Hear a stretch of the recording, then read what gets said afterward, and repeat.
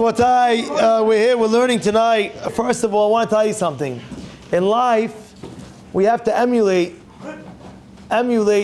God's ways in every way, matter, and form. And we have to understand what is it that Hashem's teaching us that's an important lesson, especially in this week's Parashat Naso.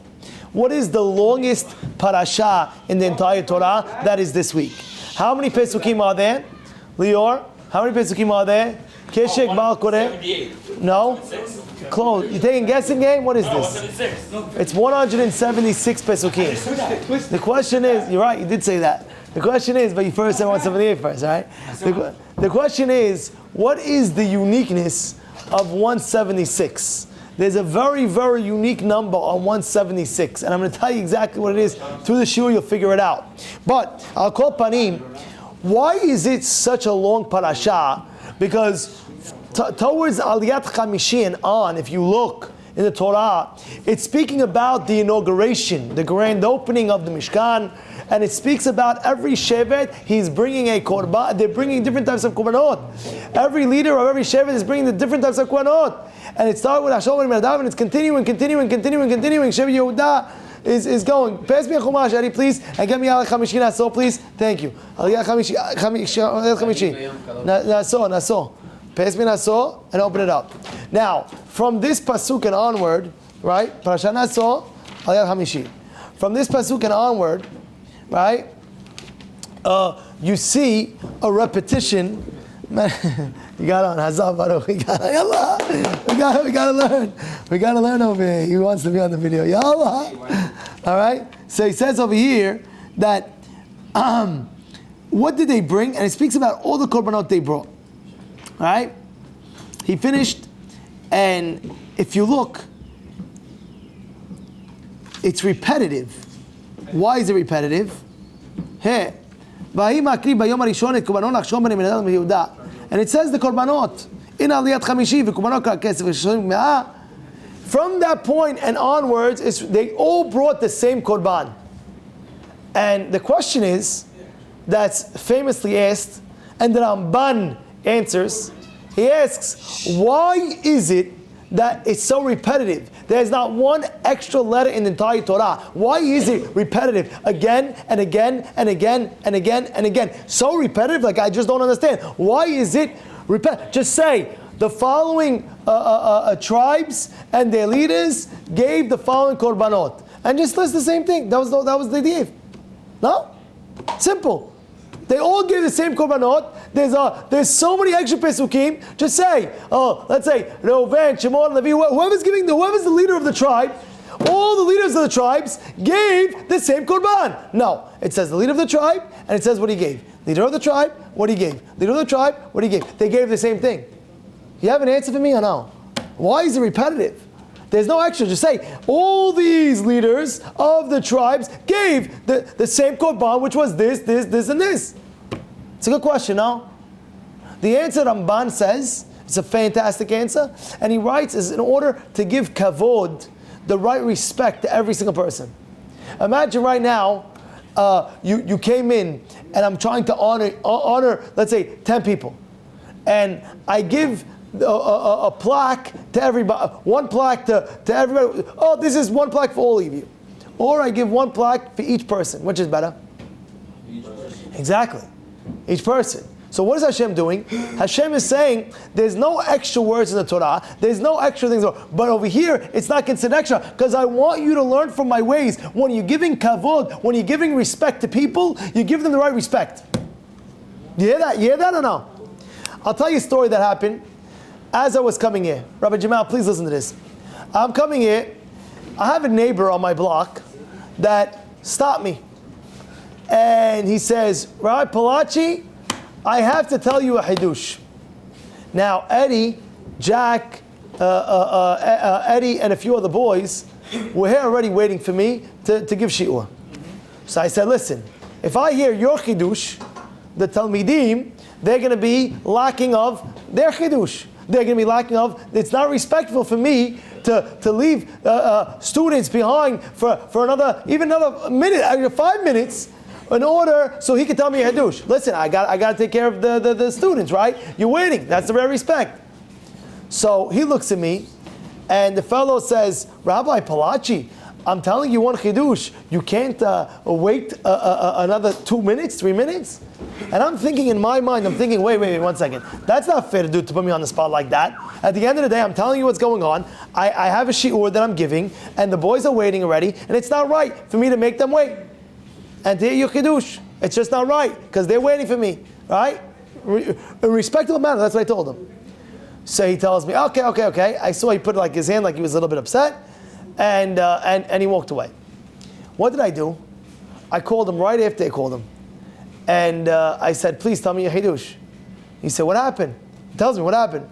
I said, the reason why I didn't want to tell you, didn't hear your Hidush, wasn't because I was disrespecting you in any way or form. It was just because I was in a rush. And now I'm in the car, I have you on my Bluetooth, right? Now you can tell me the B'nai Torah. What's the problem? He was very impressed about that. He's like, wow. He got shocked. It was like a curveball to him. You understand? But what happened over here? What happened was, it's not, you have to know in life, you have to learn from Hashem. What did Hashem do? He gave the utmost respect to who? To the ones that were giving him the honor of bringing the korbanot. He gave them psukim in the Torah, a pasuk after pasuk after pasuk, speaking about how great their korban was, what they brought. Hashem's telling you, that's the same way you should do for what? For your fellow person. Always give the right respect. And therefore, sometimes a person is in a situation like this, where you mamash have no time. Okay, no problem. You have no time. You call the person. Listen, no problem. I have no time right now. I'll give you a call. Let's talk. But right now, I can't. I have other people. You hear what's going on? That's what it is. HaKadosh Baruch Hu is giving the right respect. I want to add in one more nekudah. You know what it is? Nobody tried beating out the other person. You realize that? What could you do?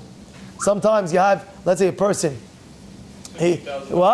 Whatever it is. Sometimes you have a person competing with another person. Why are you competing with another person? Oh, he did this, I'll do better.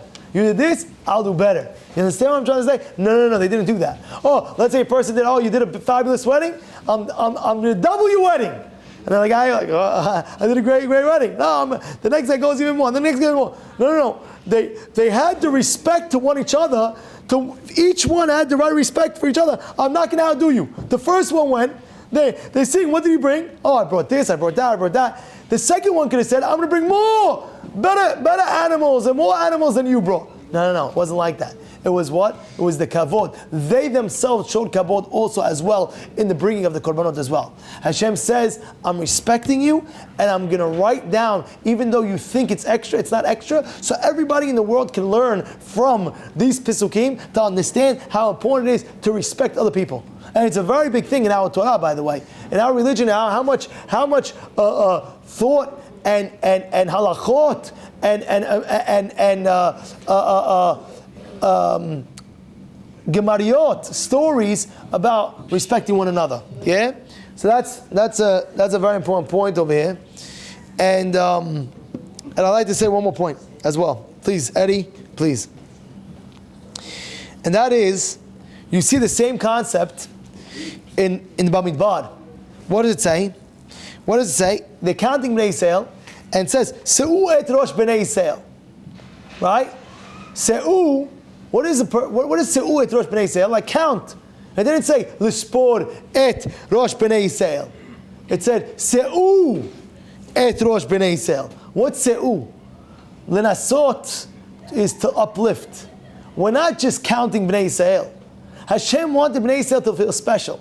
And therefore, when Moshe Rabbeinu was counting them, Hashem tells Moshe, Se'u et Rosh Bnei Yisrael. Not just count them. Lift them up. Give them the honor. Give them encouragement. I was walking once with Rabbi Victor Miller's grandson. And I asked him, tell me something about your grandfather. And he told me the following. He said, every single time I went for Shabbat dinner and my grandfather was cutting the challah, every single time without fail, he always complimenting his wife. Imagine that. You should get in the habit. If not, you should get in the habit of doing that. Get in the habit. Get in the habit of complimenting your wife and saying to her, wow, what an amazing dinner. But you know, in complimenting, there's halachot too. You understand? What do I mean? There was one great rabbi says, you come, all the food was great. And then he could say, by the way, the kibbeh was delicious, moist. When you opened it up, you saw the steam coming out, and it was moist. It was the perfect kibbeh. Wow! I never had such a better. And each item you can do differently. You understand? This challah, wow, it's fantastic challah. What is it? The same recipe that you always make? This feels so much better. Like, what is it? Whatever compliment it is, that's what it is. He said Rabbi Victor Miller used to compliment his wife every single time Shabbat. I'm sure he did it every single time for dinner as well. I'm just saying, you have to compliment your wives. You come home, you see the house is all neat and nice and this. How many times do you share, what's going on? Such a mess, this, that. But when it's clean, okay, you see it, what are you saying to yourself? Is that what it's supposed to be? It's supposed to be clean. Why should I compliment her? No, it's not true. It's always a compliment goes a long way. You compliment somebody goes a long way, right? The Gemara says, also even with students, if you compliment the good students, wow, what a good svara, wow, how amazing that is, wow, that's a, all those things, what happens is, it uplifts the person just by the compliment, right? What do we say every single time when a person gets aliyah? We say, Chazak ubaruch, right? What's Chazak ubaruch? Chazak and he should be blessed, right? Just say Chazak. And what does the other guy say back to him? Chazak v'yamatz. Just say Chazak. Chazak, chalas. Why do you have to add that in? Chazak ubaruch, Chazak v'yamatz. Why are you adding that in? Just say Chazak. Chazak. You did strong. No, so what do you say? It doesn't sound right, just Chazak. Because you're not used to it. But if you're used to it, just Chazak. Well, what's Chazak ubaruch, Chazak v'yamatz? The answer is, we're not cheap on our words. We want to be elaborate with our words when it comes to complimenting. And therefore we're saying, not only it's strong, you should be blessed with the barakah of the Torah, you should be blessed with it. Wow!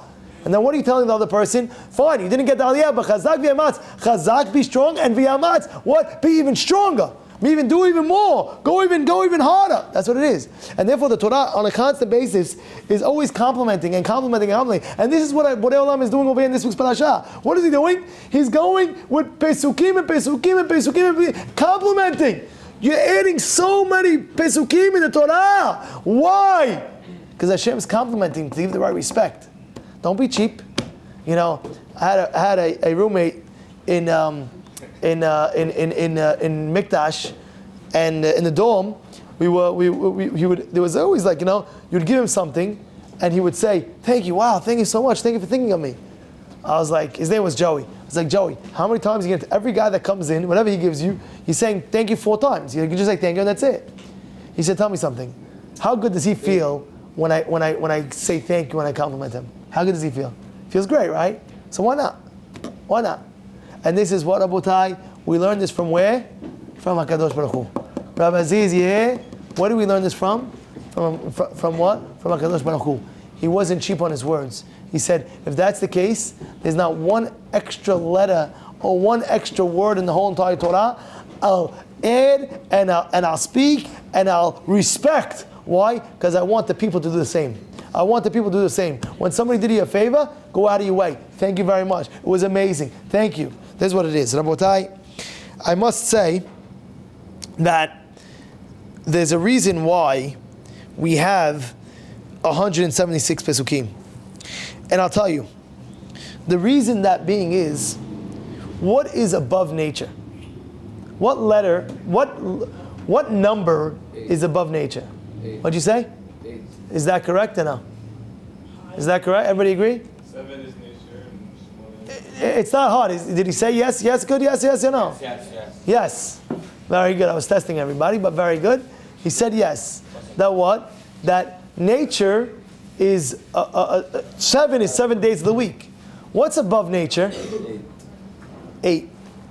So what does that conclude? How many letters is the Torah? Meaning to say, not the actual letters. How many letters does it encompass? Meaning to say, how many letters of the Aleph Bet are there? 26. Oh, there you guys. This is the Aleph Bet. They taught you this in first grade. Which school did you go to, the Chilak? Ole! Huh? 21. 20. Essing game over here. 23. I have my my 6-year-old outside. How many letters? Gosh, I'll tell you. Ask outside. Yeah, go. How many letters? Yeah. And alphabet. How many letters? Go. You see? Huh? I told you. Yes. Yes, you said it right. Exactly, 22. Yeah. 22. Is that right? Yeah? 22. You were debating 21 and a half, 22 and a half. He said 23. 22. Now, what's above nature? How much? 8. How much is above nature? 8. And 22 letters of the alphabet that all these letters we use to write the Torah. How much is 8 times 22? 22 times 8? Oh, hey, guys, come on back. Come on. 22 times 8, please. I'm serious. Come on, somebody. 176. 176 is the right answer. How many Pesukim are there now? 176. The most in the Torah is 176. Hashem is saying, you want to go above nature? Learn my Torah. 176 Pesukim. 8, which is above nature. 22, which encompasses the letters of the Torah. That you learn it, you will change nature. And that's why, which Parashat do we read right into Shavuot? Parashat Naso. Yeah, what's going on over here? You want to change nature? You want to be above nature? Put the Torah in your life. Yeah? Yeah, what's going on over here? That is life. Yeah, that is life. He's learning. Jack Jajadi's learning. Yes. That is life. That's life itself. Right? And that's why specifically right after Shavuot, what are we learning? We're learning what? We're learning the what? That the whole Torah, you put Torah in your life, you add more Torah, you do more for Torah, guess what? It's above nature. It'll change nature. It'll be beyond. You know, there was one story about the Chazon Ish, amazing story. How a person had to do a surgery, something like that. He came to the Chazon Ish, he says, what do you think? Should I do it or should I not? The doctors were on the fence. Yes, no. They weren't sure. So he went to go to Chazon Ish. He went to the Chazon Ish. He told him it's like this. There's a situation. And he told him, yeah, go do the surgery, whatever it was. After that, he said, let me just he prays Mincha, and after that he comes to him after Mincha. He says, just ask me again after Mincha. He asks him after Mincha. He says, so what do? Do you learn Torah? I learn Torah. So he says, b'schut the Torah. It'll change the nature. You put more Torah in your life, it'll change the nature, inshallah, Bezrat Hashem, and don't do the surgery, and he was saved. It's a true thing. When they used to come to Rav Chaim Kanievsky, and they used to say, oh, my leg is hurting me. You know what he would say? Learn Ketzad Haregel. That's what he would say. I have a habruta. He wanted to get his daughter married. And one of the things he told me, he said, I'm learning Mesechah Kiddushin in order for my daughter to get married. She got married. Yeah. You change nature, Rabotai. All right? You change nature when you bring Torah in your life. You get a special siyata dishmaya, it's called. Kol panim, I wanna say this very important memra of Rav Shmuel Birnbaum, because I love it with a passion. We learn over here when it comes to the mitzvah of sot. When it comes to the mitzvah, there's a halacha that a person warns if he feels that his wife might be doing something wrong, you warn her, don't be alone with this person. And if she did go alone with that person, what's the halakha? She becomes what? Sotah. What does that mean? If 2 witnesses saw her going alone with that person, when the husband said, don't go alone with that person, and she went, 2 witnesses saw, she's considered a sotah, and she drinks this water, and what happens? If she never did anything with that man, she's saved. She'll have a kid. There's a lot of berachot happen to her. And she goes back with her husband and everything like that. So here's the question, right?